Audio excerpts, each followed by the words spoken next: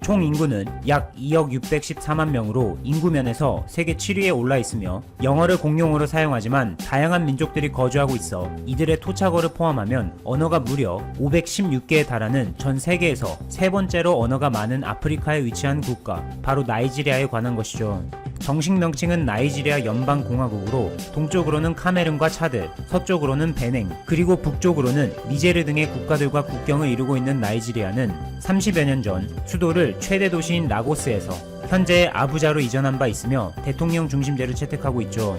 나이지리아의 국기는 여러분들도 이미 잘 아시다시피 양쪽에 녹색과 가운데 흰색의 심플하면서도 눈에 잘 띄는 디자인을 채택하고 있는데, 놀랍게도 이 디자인은 나이지리아가 독립할 당시 국기 디자인에 관한 공모전을 개최했고 무려 2870점의 공모 작품 가운데 어느 학생이 제출한 것이 선정됐는데 바로 이것이 현재의 나이지리아 국기입니다. 녹색은 농지와 그곳에서 수확되는 풍부한 농산물을, 그리고 가운데의 흰색은 평화와 화합을 뜻하면서 동시에 왼쪽부터 녹색, 흰색, 녹색 이렇게 세 부분이 북부 지역의 하우사족과 플라니족, 남동부 지역의 이보족, 남서부 지역의 요르바족 등 대표 부족들을 나타내기도 하죠. 전 세계 실시간 통계 사이트 월드오미터가 제공하는 자료에 따르면 나이지리아의 경우 지난 13일 기준으로 신종 코로나 바이러스 감염증 총 확진자가 56,177명, 사망자는 1,078명이고 감염 확산이 가장 심했던 6월과 7월에는 일일 신규 확진자가 무려 800명에 육박하기도 했지만 8월 중순부터 차츰 그 수가 감소세를 보였고 9월 최근에는 100명대로 감염 확산세가 더디지만 서서히 감소하는 모습을 보이고 있습니다. 남아프리카 공화국, 이집트, 모로코 등 코로나19 사태의 감염 확산이 극심한 아프리카에서 인구 대비 상대적으로 그나마 더 나은 모습을 보이고 있는 나이지리아는 실제로 한국의 많은 지원을 받아왔습니다. 먼저 한국의 국제협력단 코이카에서는 코로나19 감염 확산이 악화돼 경제적으로 극심한 어려움을 호소하는 나이지리아의 취약계층을 위해 긴급 지원 차원에서 수도 아부자 시내에 있는 보육원과 인근 마을에 400만원 상당의 식량과 방역품, 1200만원 상당의 식료품 등을 각각 전달하며 어려운 상황 속에서 조금이나마 보탬이 되고자 지원했죠. 이처럼 당장의 식량과 방역품 등을 긴급하게 지원하는 것뿐만 아니라 한국에서는 장기적이고 근본적인 측면에서 나이지리아를 비롯해 어려움에 처한 여러 국가들을 지원하고자 한국국제협력단 코이카는 일명 식약처로 잘 알려진 식품의약품안전처와 코로나19를 포함한 전염병 치료제와 백신을 개발하는데 협력하는 MOU를 체결했습니다. 특히 이번 코이카와 식약처의 MOU는 신종 코로나 바이러스 감염증의 치료제와 백신의 개발을 촉진하기 위해 코이카의 협력 대상 국가에서 시행 중인 임상시험에 대한 지원과 함께 관련 의약품 분야의 개발을 위한 공동사업 기획, 교육, 정보 공유 등의 협력을 골자로 하고 있죠. 앞서 살펴본 것처럼 다양한 방면에서 한국의 적극적인 지원 덕분에 실제로 나이지리아에서는 코로나19 감염 확산세가 서서히 줄어들고 있고 취약계층의 사람들에게도 작지만 소중한 희망의 빛이 전달되어 한국에 감사의 뜻을 표하는 일이 많은데 그 예로 외교장관이 있습니다. 나이지리아의 온예야마 장관은 지난 7월 코로나19 확진 판정을 받아 이후 3주간 격리 치료를 집중적으로 받게 됐는데 당시 한국 정부에서 인도적 지원 차원에서 코로나19 대응 및 방역과 관련해 80만 달러, 하나로는 약 10억 원 상당의 지원을 했고 이에 나이지리아의 온예야마 외교장관은 지난 8월 12일에 완치되면서 한국에 감사를 표했습니다. 그런데 나이지리아에서는 놀랍게도 코로나19 사태보다 훨씬 이전부터 한국에 진심으로 고마움을 표하며 마치 제2의 한국인 것처럼 한국을 향해 많은 관심을 기울이며 국가 간 협력을 강화하고 있어 화제인데요. 해당 화제의 주인공은 바로 한국의 식물학자 한상기 박사입니다. 50여 년 전인 지난 1971년 당시 서울대 농과대학에서 교수로 일하고 있던 한상기 박사는 식량 부족으로 극심한 어려움에 처한 아프리카의 국가들 중 하나인 나이지리아로 용감하게 떠났고 그곳에서 심각한 식량난의 문제를 해결하는 근본적인 대안을 제시하기 위해 특히 농업 분야에서 기적과도 같은 일을 해내게 되어 당시 화제의 중심에 섰었죠. 한상기 박사는 38세라는 다소 젊은 나이에 서울대 교수직을 과감하게 내려놓고 자신의 뜻을 마음껏 펼치기 위해 나이지리아에 위치한 국제열대농학연구소의 연구원으로 들어가 원없이 연구하기 시작했습니다. 한 박사가 국제열대농학연구소에 들어가면서 한 가지 커다란 과제가 주어졌는데 바로 나이지리아의 가장 큰 문제점 중 하나였던 식량 부족 문제를 해결하는 것으로 여기서 그가 주목하게 된 것은 카사바였죠. 참고로 카사바는 탄수화물뿐만 아니라 비타민, 무기질 등의 영양분이 풍부한 작물로 원산지는 남아메리카, 그 중에서도 특히 브라질을 꼽을 수 있고 현재는 베트남이나 인도네시아 등에서 주로 생산된다고 하죠. 생김새가 길쭉한 고구마와도 흡사한 카사바는 껍질은 갈색을 띠면서 속은 하얗고 열을 가하게 되면 반투명한 노란색으로 변하기도 합니다. 다시 본론으로 돌아와서 한상기 박사의 경우 서울대에서 잡초 관련 연구로 석사학위를, 그리고 미국 미시간 주립대에서 보리가 가진 딱정벌레에 대한 저항성을 연구하며 박사학위를 받았으며 한국에서 최초로 잡초학을 전문적으로 연구한 농학자였던 그가 연구소에서 처음에 식량 부족 문제를 해결하는 과제가 주어졌을 당시만 해도 카사바라는 작물에 대해 아는 것이 없다고 해도 무방할 정도였습니다. 생소한 작물을 기반으로 문제를 해결해야 하는 상황에서 막막하기까지 했지만 한 박사는 식물학자로서 그리고 육종학자로서 아프리카 많은 사람들이 식량난 문제로 굶주리며 고통을 받고 있다는 생각에 나이지리아 곳곳을 직접 돌아다니면서 기초부터 차근차근 꼼꼼히 조사하기 시작했고 심지어는 원산지인 브라질에도 가봤다고 합니다. 이후 수많은 시간과 노력을 카사바 연구에 투자한 결과 바이러스와 박테리아가 동시에 카사바를 덮쳐 그동안 잘 크지 못하고 있다는 것을 발견하고 브라질에서 가져온 종자를 바탕으로 바이러스와 박테리아의 저항성을 가진 카사바 계통 연구에 몰입했고 연구를 시작한 지 5년이 흐른 1976년 한 박사는 드디어 내병 다수성 카사바를 개발하게 됐죠. 새롭게 개발된 카사바 품종을 자동차에 싣고 나이지리아의 곳곳을 다시 돌아다니며 병든 카사바가 보이는 곳마다 새로운 카사바를 꽂아 전국적으로 내병 다수성 카사바가 퍼져나갈 수 있도록 힘껏 도왔죠. 그리하여 많은 나이지리아 사람들이 바이러스와 박테리아 이렇게 두 위험 요소에도 강한 카사바를 풍성하게 수확할 수 있게 됐고 이를 두고 나이지리아의 이키레 부족에서는 실제로 한국인 농학자 한상기 박사를 농민의 왕이라는 칭호와 함께 부족의 추장으로 추대했습니다. 이것이 얼마나 놀라운 일이냐면 단순히 명예직과도 같은 부족 추장의 타이틀을 얻은 것이 아니라 실제 이키레 부족의 추장으로서 주민들과 함께 생활하게 된 것인데 대표적인 사례로 땅을 사고 팔 때는 반드시 추장의 허가가 필요하다는 이키레법을 그대로 시행했다고 전해지죠.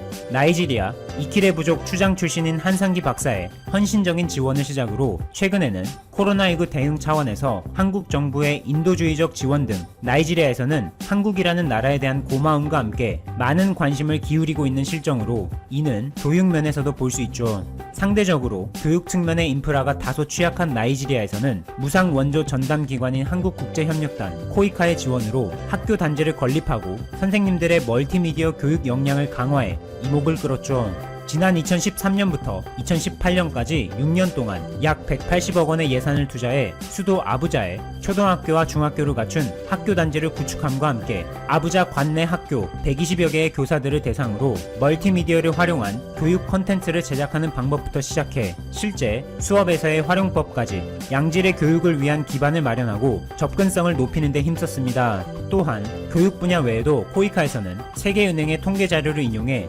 나이지리아가 193개 회원국들 중에서 전자정부 지수면에서 163위로 다소 비효율적인 행정 시스템을 운영하고 있다고 꼬집으며 이 부분을 대폭 개선하는 것을 정부의 우선 과제들 중 하나로 채택했습니다. 그 후 코이카는 지난 2013년부터 856만 달러, 하나로 약 100억 원의 예산을 투입해 나이지리아 정부에 전자정부 마스터 플랜을 수립하고 시스템 개발가 및 전문가를 파견해 스마트 전자정부를 향한 기틀을 마련하고 현재 공무원 1,600여 명을 대상으로 직무 교육을 제공했죠. 이와 같이 한국에서는 다양한 방면에서 아프리카 국가 나이지리아를 전폭적으로 지원하고 있는 상황 속에서 나이지리아 사람들의 한국에 대한 관심도가 급격하게 높아지고 있어 화제인데 그 대상에는 K-팝, 한식, K-드라마 등의 최근 전 세계적으로 나타나고 있는 한류의 양상을 넘어서 이제는 한국의 전통 공예에도 관심의 손길이 뻗치고 있습니다. 주 나이지리아 한국문화원의 발표에 의하면 지난 8월 24일부터 오는 10월 4일까지 총 6회에 걸쳐서 한국의 전통 매듭 공예 강좌를 비대면 온라인 방식으로 진행하게 되는데 나이지리아 현지 사람들의 관심과 반응이 기대 이상으로 높아 이번 기회를 통해 한국의 아름다우면서도 실용적인 민속 공예의 매력을 현지에서 한껏 드러내고 있다고 합니다.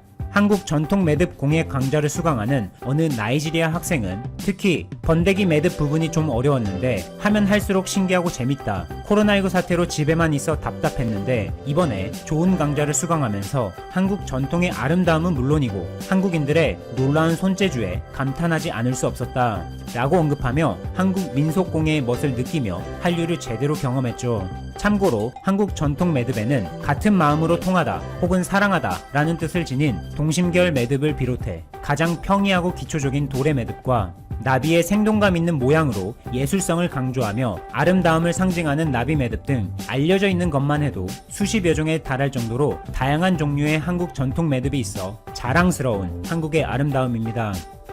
중국의 소수민족 탄압을 이유로 홍콩과의 범죄인 인도 조약을 중단하거나 폐지하기로 했다고 영국 일간 더 타임스와 텔레그래프 등이 19일 보도했다. 중국은 이를 강하게 비난하면서 영국의 내정 간섭을 멈추지 않으면 반격할 것이라고 경고했다. 보도에 따르면 도미니크 라브 영국 외무장관은 중국 내 소수민족인 위구르족 탄압과 관련해 중국 제재안 중 하나로 홍콩과의 범죄인 인도 조약을 중단하거나 폐지하기로 결정했다. 라브 장관은 20일 의회에서 제재안을 발표할 예정이다. 영국 정부는 또 인권 탄압을 저지른 중국 측 기관과 개인에게 이른바 마그니츠키 제재를 부과하는 방안도 검토 중이다.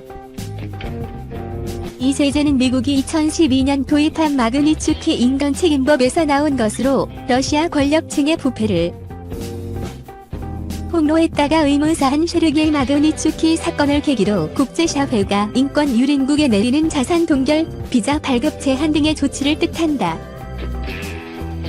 영국이 중국 측에 내리려는 제재에는 여행 제한, 자산 동결 등이 포함됐다.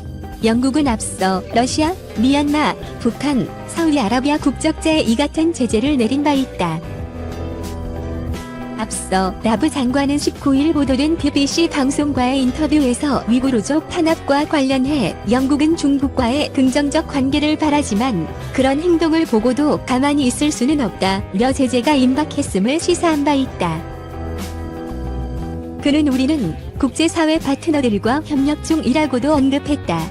앞서 캐나다와 호주가 각각 홍콩과의 범죄인 인도 조약을 중단한 바 있다.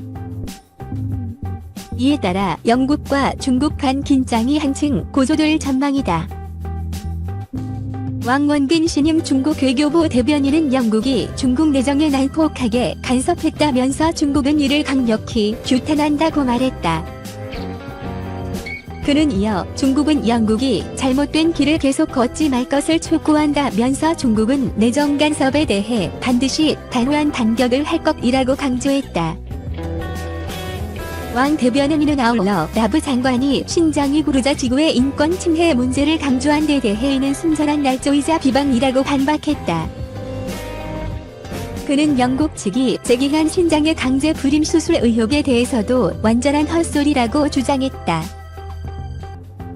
그는 신장 문제는 인권과 종교 문제가 아니며 폭력과 테러리즘, 분열의 문제라는 중국 정부의 입장을 재차 되풀이했다. 유샤오밍 중국 주영 대사도 앞서 BBC 방송에 출연해 영국의 움직임에 대해 완전히 잘못된 일이라고 비난하고 즉각 보복을 예고했다.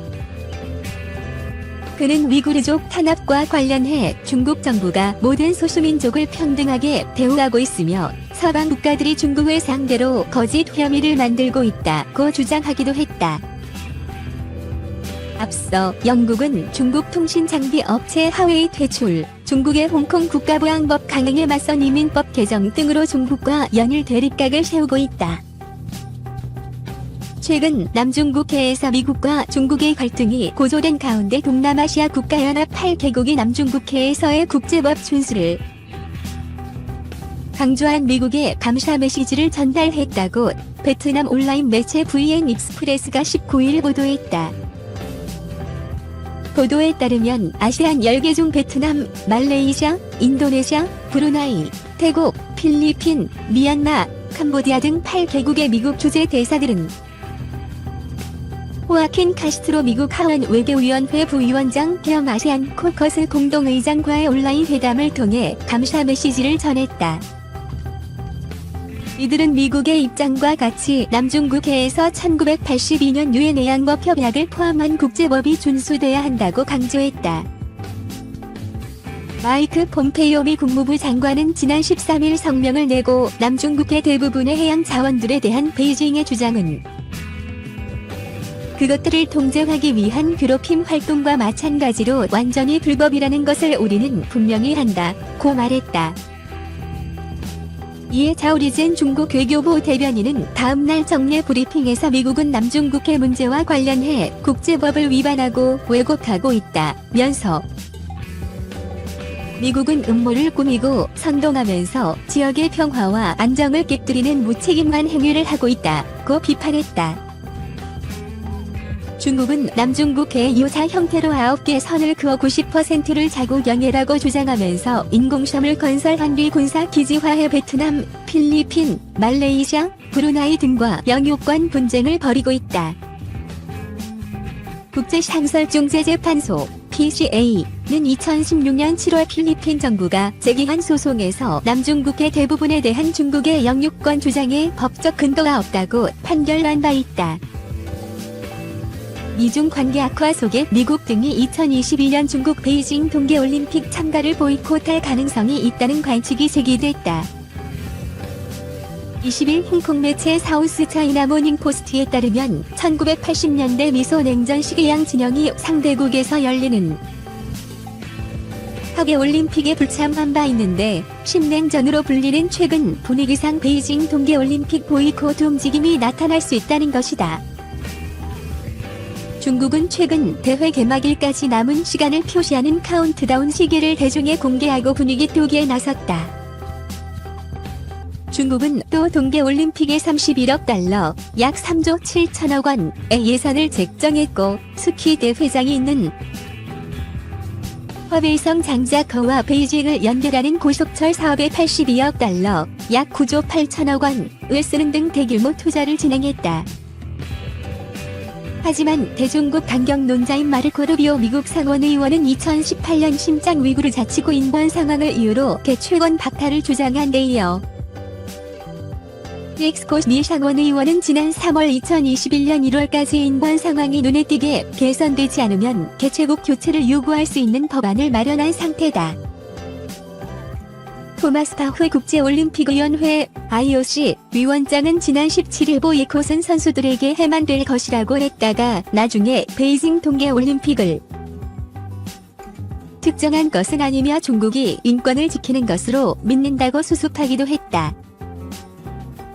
옥스퍼드 대학 중국센터의 조지 마군 우스 교수는 베이징 동계올림픽이 잠재적 화약고가 될 가능성을 거론하며 2018년 평창 동계올림픽 당시 메달 집계를 보면 상위권 국가들의 불참은 중국에 분명 고통스러울 것이라고 전망했다.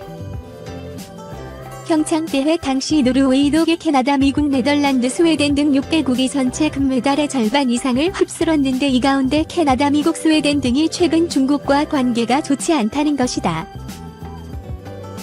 게다가 미국 주도로 영국, 호주, 뉴질랜드, 캐나다 등이 참여하는 파이브 아이즈 동맹이 기술무역 이념 등 다방면에서 중국과의 긴장을 높여갈 뿐만 아니라 신종 코로나 바이러스 감염증 중국 책임론까지 제기된 상황이다. 캐나다 출신의 딕 파운드 IOC 위원은 최근 올해 도쿄 하계올림픽이 연기되거나 취소되면 베이징 동계올림픽도 취소해야 할 것이라고 주장하기도 했다. 황현중 미국 외교협회 CFR 글로벌 선임연구원은 중국은 미국과 서방국가 정치인들의 비판을 받는 피루침이 될 것이라면서 반중 여론 확산을 이용해 베이징 동계올림픽 보이콧을 요구할 수 있다고 평가했다. 소오라쿠타 중미연구소연구원은 미국 대선에서 조 바이든이 당선되면 보이콧 가능성은 작을 것이라면서 도널드 트럼프 대통령 재선 시 보이콧 가능성이 있지만 거의 승산이 없을 것이라고 밝혔다. 그는 그러면서도 신장 지역 인권 상황과 관련한 보이콧 움직임이 있을 수 있다고 우려했다. 왕유웨이 인민대 국제관계학과 교수는 동계올림픽과 관련해 아프가니스탄을 침공했던 1980년 모스크바 하계올림픽과 달리 중국은 전혀 국제법을 위반하지 않았다고 말했다. 런던대 중국연구소장인 스티브 창 교수는 중국의 공격적인 전랑 외교로 반중 여론이 악화하면 보이콧 움직임이 설득력을 얻을 수 있다고 우려하면서 현 상황에서 필연적인 것은 아니지만